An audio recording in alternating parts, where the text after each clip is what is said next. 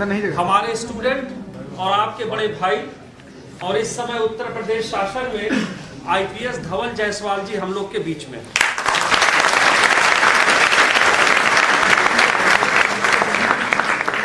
बहुत छोटा संक्षिप्त परिचय देंगे, ब्रीफ इंट्रोडक्शन, क्योंकि हमें पता है आप लोग हमको ज्यादा सुनने में आज इंटरेस्टेड नहीं थे।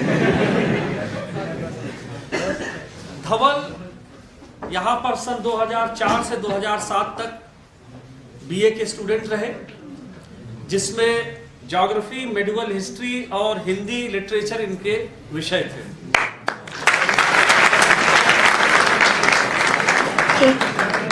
बाकी आज उसी क्लास में जहां ये कभी बैठा करते थे, इनको कैसा लग रहा है ये अभी अपने उद्बोधन में बताएंगे।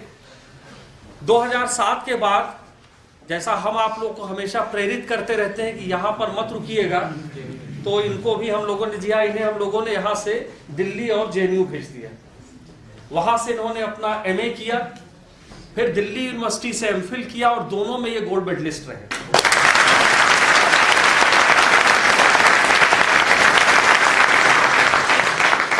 इसके बाद आपने एनडीटीवी पे रवीश जी के साथ देखा होगा प्रोफेसर अपूर्वानंद जी, बहुत बड़ी शख्सियत है।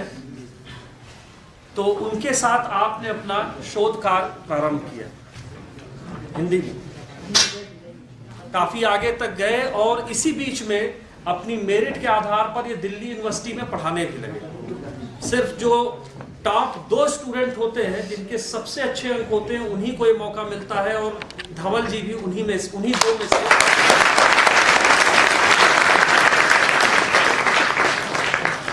इसके बाद ये त्रिपुरा सेंट्रल यूनिवर्सिटी में असिस्टेंट प्रोफेसर या लेक्चरर हुए और इस पूरे क्रम के बीच में अपने शोध के साथ, अपने अध्ययन कार्य के साथ, जब ये दिल्ली में रहे, त्रिपुरा में रहे, ये 1 नहीं 2 बार आईपीएस हुए।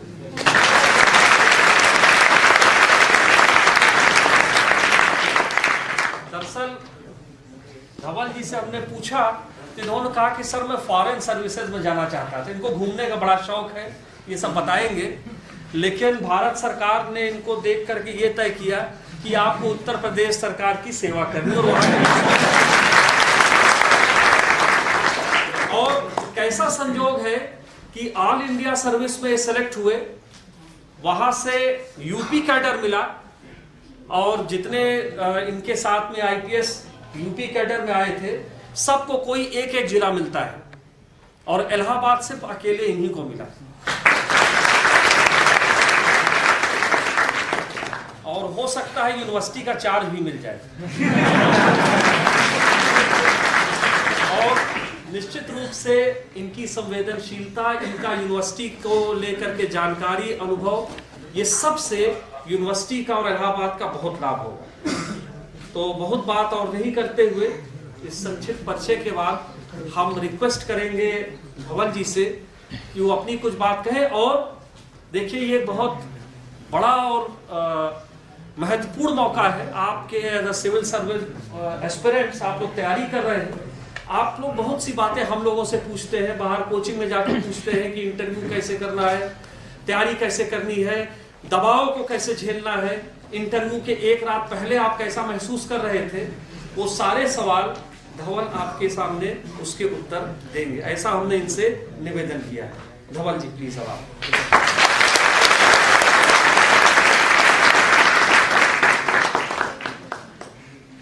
सबसे पहले तो मैं धन्यवाद देना चाहूँगा इलाहाबाद विश्वविद्यालय और अनुपम सर को कि आपने मुझे यहाँ पर आमंत्रित किया आप सबसे बातचीत करने के लिए। आई एम ऑडिबल, पीछे सुन रहे हैं ना मेरी आवाज़? तो शुरू करते हैं। सपने हर किसी को नहीं आते, बेजान बारूद की कड़ों में सोई हुई आँख को सपने नहीं आते, शेल्फों में रखे हुए इतिहास ग्रंथों को सपने नहीं आते। सपनों के लिए लाजमी है हौसले वाले दिलों का होना, यूं ही सपने हर किसी को नहीं आते।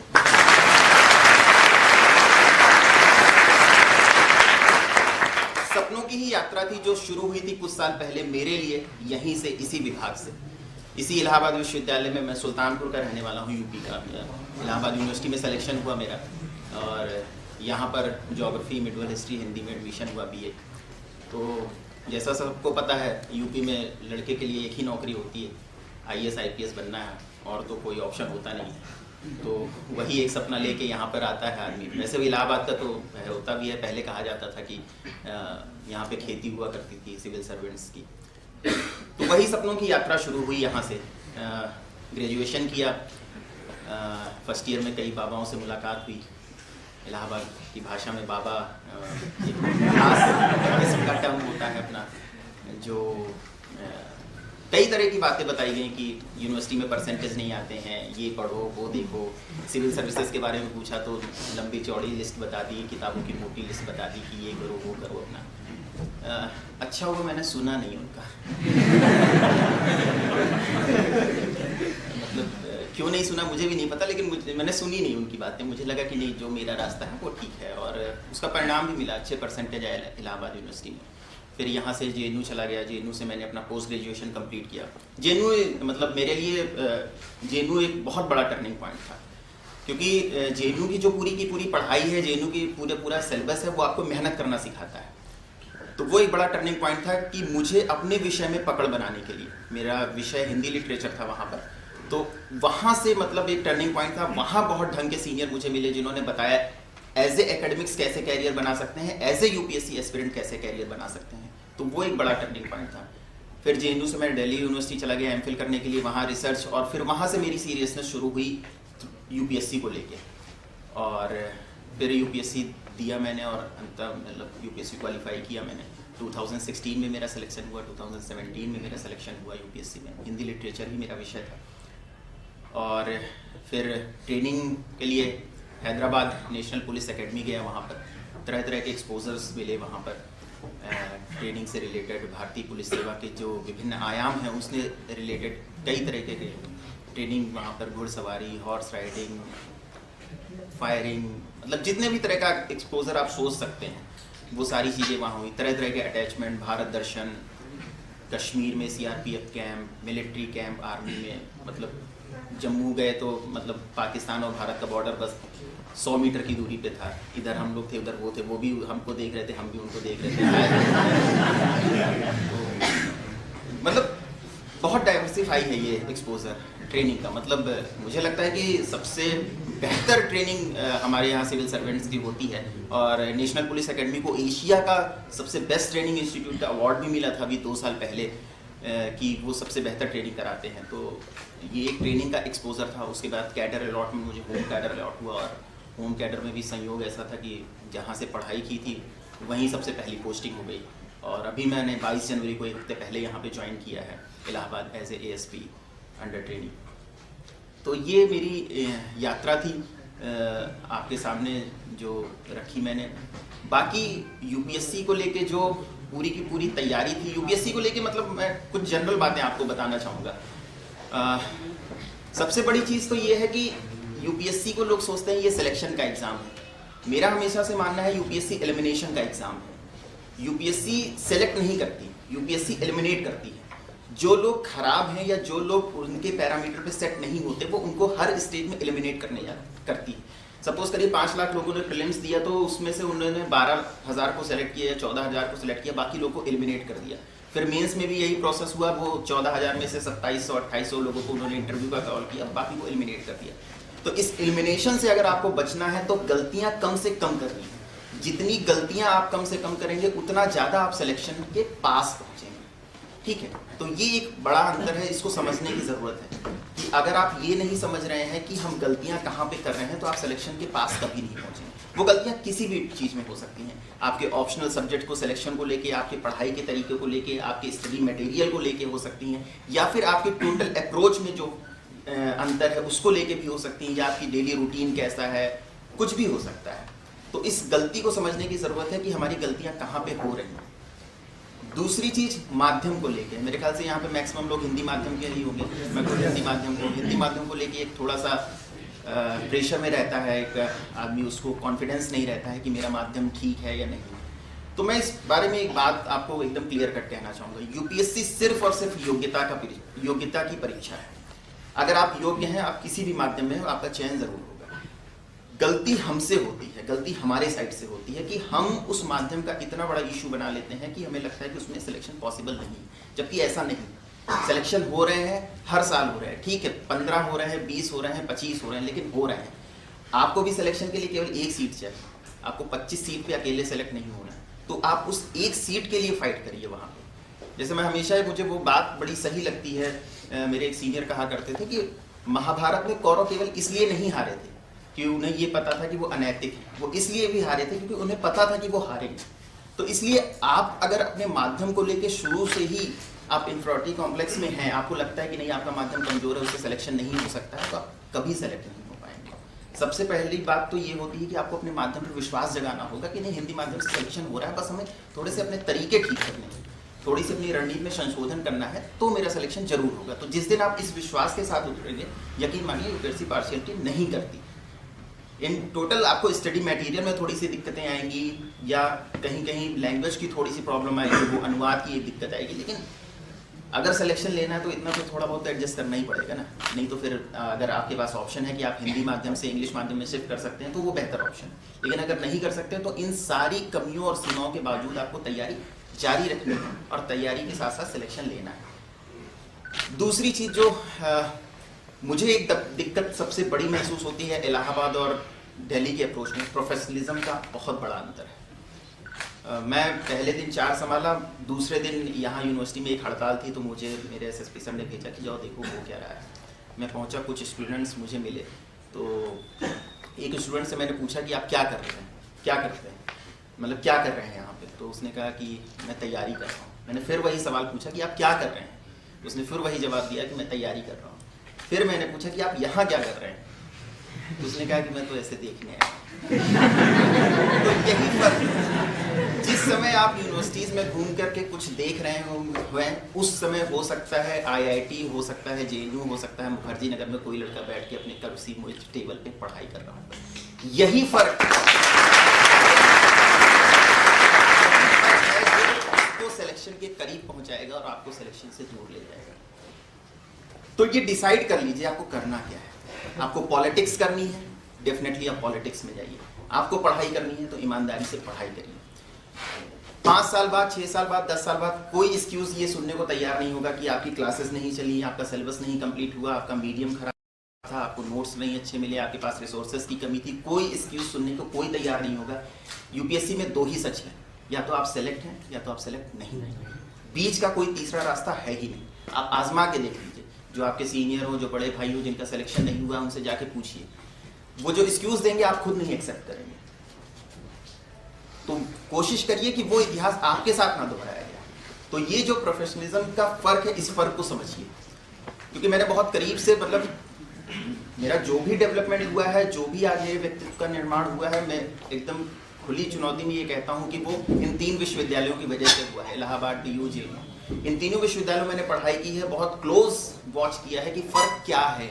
तो इस फ़र्क को समझने की ज़रूरत है। मतलब इलाहाबाद में टाइम बहुत होता है लोगों के पास, दिल्ली में टाइम नहीं होता है लोगों के पास।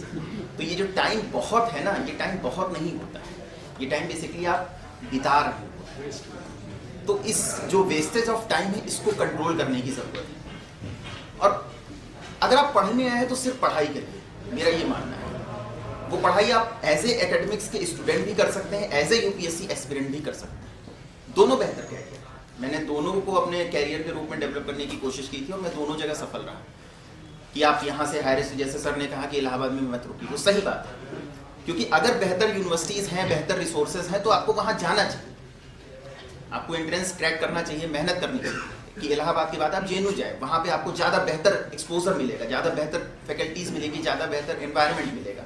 आप प्रोफेशनल तरीके से चीज़ों को देखने समझने की कोशिश करेंगे। तो कोशिश यही करिए कि कैरियर डेवलप करिए। ये नहीं कि बस ग्रेजुएशन कर लिया और ग्रेजुएशन के बाद अब फिर वो 10 साल ये योजना चल रही है एकदम कि अब पढ़ाई शुरू किया है, 2 साल तो पहले देखेंगे सिलेबस, तीसरे साल फिर सोचेंगे, चौथे साल फिर देंगे, फिर 5वें साल फिर कुछ और होगा। तो ये मत करिए। टफ एग्जाम है, अनसर्टेन है, कभी कभी बहुत मेहनत करने के बावजूद सिलेक्शन नहीं होता। तो मेरी सबको यही सलाह है कि साइड बाय साइड एक कैरियर डेवलप करिए। और अगर आप यूनिवर्सिटीज़ में हैं तो फिर मुझे लगता है कि सबसे अच्छा ऑप्शन ये है कि आप एज ए एकेडमिक्स में कैरियर डेवलप करिए। क्योंकि मैं अपने बैच का प्रोफाइल बताऊं, जो 150 आईपीएस सेलेक्ट हुए ऑल इंडिया से, तो 150 में से 132 लोग जॉब कर रहे थे पहले, और अब यूपीएससी का फ्लेवर बड़ा बदल गया है। अब वो पुराने जमाने नहीं रहे। मेरे बैच में 12 ऐसे लड़के हैं जिन्होंने यूएस, लंदन, साउथ अफ्रीका से डिग्रियां लेके लौटे। कैम्ब्रिज यूनिवर्सिटी से पढ़ा हुआ आदमी है, स्टैनफोर्ड यूनिवर्सिटी से पढ़ा हुआ आदमी है। तो बहुत फर्क पड़ चुका है। अब साउथ इंडिया में भी क्रेज बहुत तेजी से बढ़ रहा है। तो आने वाले टाइम में डेफिनेटली आपका कंपटीशन आसान नहीं होने वाला है, वो टफ होने वाला है, क्योंकि बाहर से लोग आ रहे हैं। अब आप खुद सोचिए कि इलाहाबाद यूनिवर्सिटी से पढ़ा हुआ लड़का और कैम्ब्रिज यूनिवर्सिटी से पढ़ा हुआ लड़का, दोनों का आप एक प्लेटफॉर्म पे कम्पीट करा रहे हैं, तो डेफिनेटली उसके पास एज है, ठीक है। तो ऐसे में उस जो उसके पास एक एज है, उसको आप तभी पूरा कर सकते हैं जब आप उससे ज़्यादा मेहनत करेंगे। और यूपीएससी की सबसे बड़ी खूबसूरती यही है कि यूपीएससी मेहनत का सम्मान करती है। अगर यूपीएससी केवल और केवल टैलेंट जिसे कहते हैं कि एक वो होता है ना कि जिसके पास बुद्धि ज़्यादा है, तो सारे आईआईटी, जेएनयू या बाहर से पढ़े हुए लोगों का ही सिलेक्शन होता है, लेकिन ऐसा होता नहीं। बाहर नॉर्मल बैकग्राउंड से भी लोगों का सिलेक्शन होता है। तो वो कैसे होता है? वो सिर्फ और सिर्फ उनकी मेहनत के बल पर होता है। तो अगर आप मेहनत करने के लिए तैयार हैं, आप घुटना मोड़ के पढ़ने के लिए तैयार हैं, तो यूपीएससी में आपका स्वागत है। और अगर आप इसके लिए तैयार नहीं हैं, तो फिर आप बेईमानी कर रहे हैं। और बेईमानी मतलब होता नहीं कि जैसे स्कूल टाइम में होता था कि हम लोग भी करते थे कि मतलब पेरेंट्स आ गए तो पढ़ना शुरू कर दिया, और नहीं है तो अपना पतंग उड़ा रहे हैं छत पे या कुछ भी कर रहे हैं इस टाइम से। वो उस तरह के दिन थे, लेकिन अब वो चीज़ एक्सक्यूज एक्सेप्ट नहीं होगा। अगर आपको पढ़ाई करनी है तो आप खुद के लिए पढ़ाई करिए, खुद से ईमानदार बनिए, खुद के लिए ईमानदार बनिए, किसी को दिखाने के लिए नहीं कि आपने अनुपम सर को दिखा दिया कि नहीं सर देखिए मैंने पढ़ाई की, आंसर राइटिंग की और ये है, दिखाने के लिए नहीं। खुद आप सेटिस्फाइड है क्या कि अपनी तैयारी से?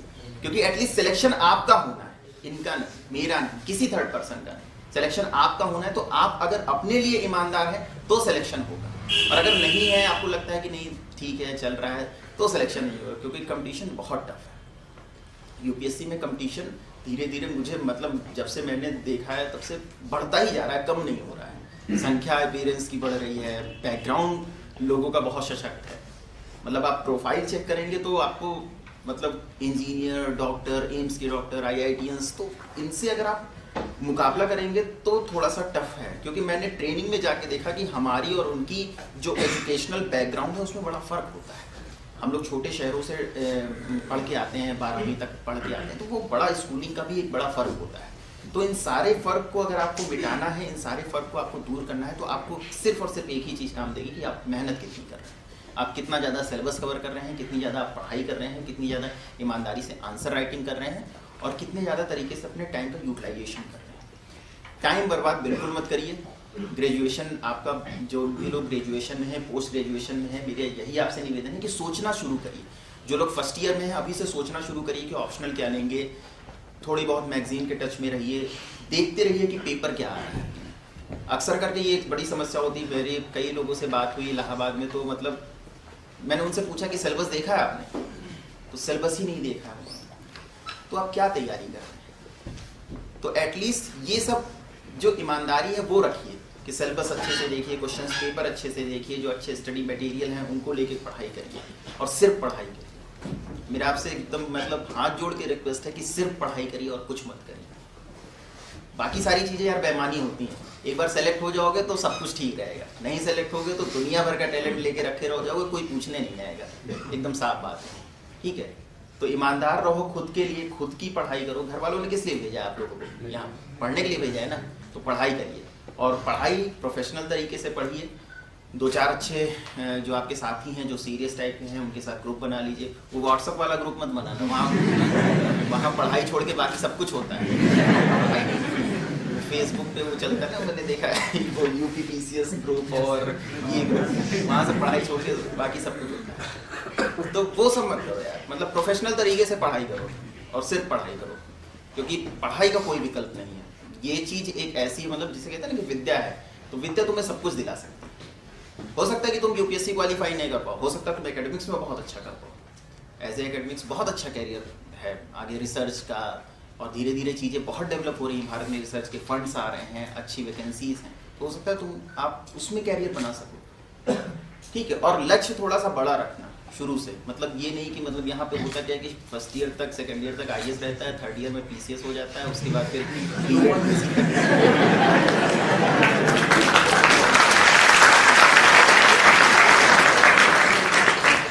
क्योंकि होता ना कि यार जब खुद की कीमत लगानी है तो सबसे हाईएस्ट लगानी है, छोटे में खुद को क्यों बेचना। ठीक है, तो खुद की कीमत जब लगा रहे हो, जब मेहनत कर रहे हो तो कर डालो। 3 ही 4 साल तो मेहनत करनी पड़ेगी, और मैं यकीन बता रहा हूँ आप जितनी मेहनत करके जिस दिन क्वालिफाई कर जाएंगे और जब आपकी ट्रेनिंग होगी, जब आपको फील्ड में भेजा जाएगा, तब आपको ये लगेगा